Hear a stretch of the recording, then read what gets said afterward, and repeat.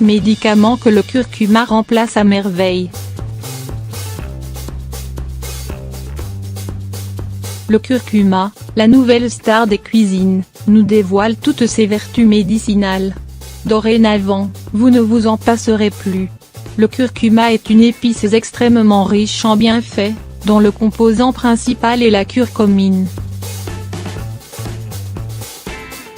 Cette dernière est un composé de la famille des curcuminoïdes, dont le puissant pouvoir antioxydant protège principalement contre les maladies cardiovasculaires, les cancers, et contribue à freiner le développement de la maladie d'Alzheimer.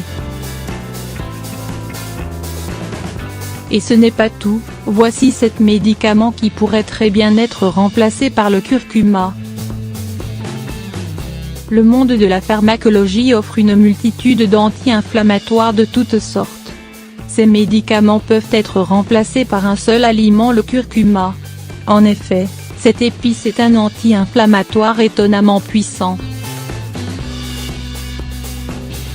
Sachez néanmoins que l'organisme n'a pas la capacité d'absorber une grande quantité de curcuma, c'est pour cela qu'il faut absolument le consommer avec du poivre noir, car ce dernier stimule la biodisponibilité du curcuma dans le corps, afin qu'il soit plus efficace.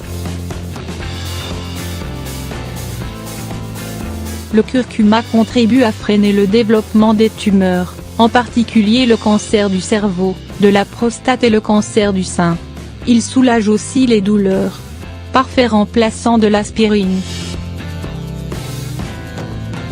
L'aspirine est un anticoagulant qui est principalement consommé en cas de douleurs mineures telles que les maux de tête, les états grippaux, les douleurs dentaires ou dues aux règles. Bien que l'aspirine prévienne les risques d'infarctus et autres maladies cardiovasculaires en raison de son pouvoir anticoagulant, elle peut causer des dommages tels qu'une détérioration de la muqueuse de l'estomac, des ulcères gastriques et des troubles digestifs.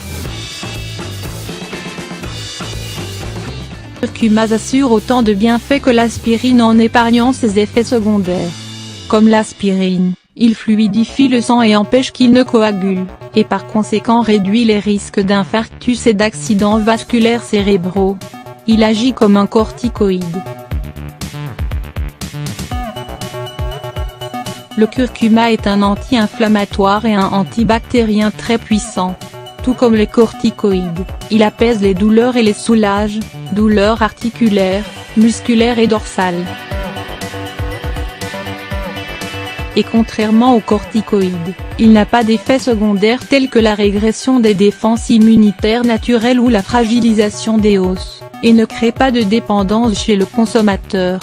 Réduit le mauvais cholestérol. Le curcuma est réputé pour combattre le mauvais cholestérol dans l'organisme et pour rééquilibrer le bilan lipidique dans le sang. Mieux qu'un médicament anti-cholestérol, le curcuma réduit le niveau de mauvais cholestérol LDL, en interagissant sur son absorption au niveau des intestins. Une étude indienne a démontré que la consommation de curcumine rehaussait de 29 le taux de bon cholestérol HDL dans l'organisme.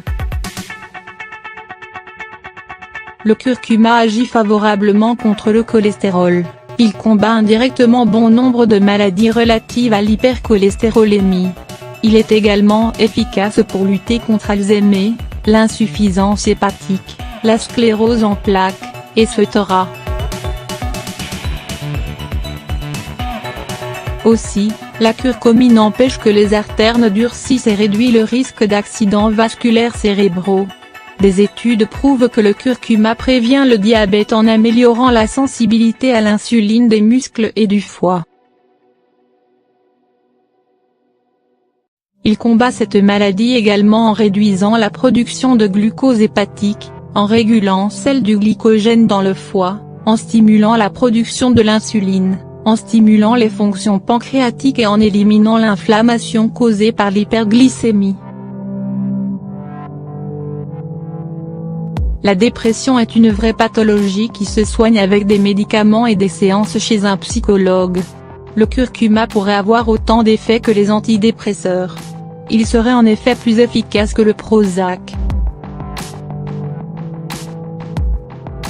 Le curcuma est à proscrire chez les malades de la vésicule biliaire et les femmes enceintes. C'est aussi un puissant fluidifiant sanguin, qui ne doit pas être consommé en même temps qu'un médicament anticoagulant.